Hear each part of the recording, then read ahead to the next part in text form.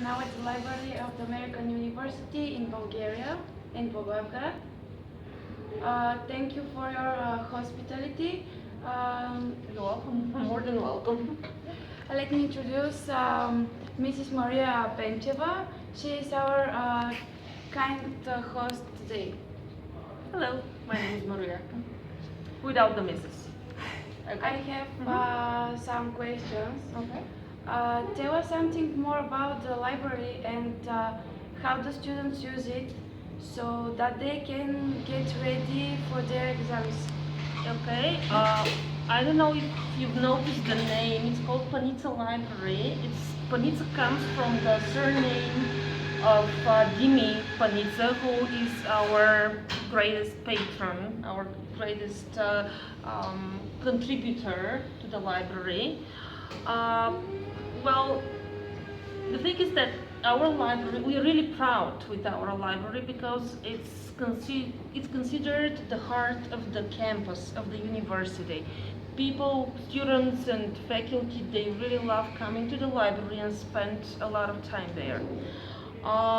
It is because, as you can see, it's really spacious, it's big, it's very well lit, a lot of big windows, huge windows, and what is more, the working hours are very convenient.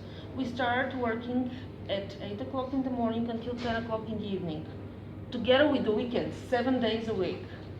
We always do that. I mean, during the semesters, these are our working hours. This is very tiring. Yeah, well, there are like 8-9 people working in the library. That's the reason, because and during the finals, when students have their exams, we work until 12 o'clock in the evening. But oh well, what can you do? What are your personal observations? Do students read when or they put the emphasis on the special academic literature only?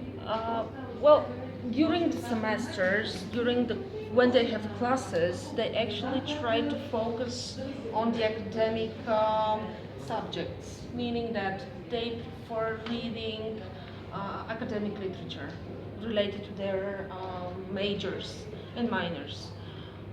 But in their free time, during the breaks, the summer break, the fall break, some of them prefer to read fiction, like novels. But most of the time, they really put emphasis on the academic subjects and try to prepare for classes. Is it possible students from other university besides the American University in Bulgaria to borrow books from this library? Well, the thing is that we are open to the public. Other people can come and use the library, but they cannot check out books. They cannot take books out of the library. That's the thing. They can read them inside the library. They can take pictures of the books or scan the books, but they're not allowed to check them out. This is part of the library policy. If a student loses or keeps a book for a longer period, what are the penalties for that? Well, if a student loses the book, what we do is to charge him with the amount of the book plus a $10 fee, processing fee, because our books, they are shipped from either West Europe or United States or Canada, so it costs a lot for the books to be shipped here. If a student is late with the book, he or she hasn't returned the book on time, we charge them 10 cents per day for each book. It's not that much, but still. Well, the thing is that there should be some fees so that we can keep students more, how to put it, more punctual, more. That's the thing. I think your job is a wonderful one. You work around many books. What is your favorite type of books? Well, I don't like mathematics, that's for sure. I prefer reading novels. one of my favorite authors is Jane Austen. I don't know if you know her. She's really one of my most favorite, and especially with Pride and Prejudice. I like reading. I prefer reading novels. I don't like poetry that much. I don't know why. I mean, that's. I don't feel very.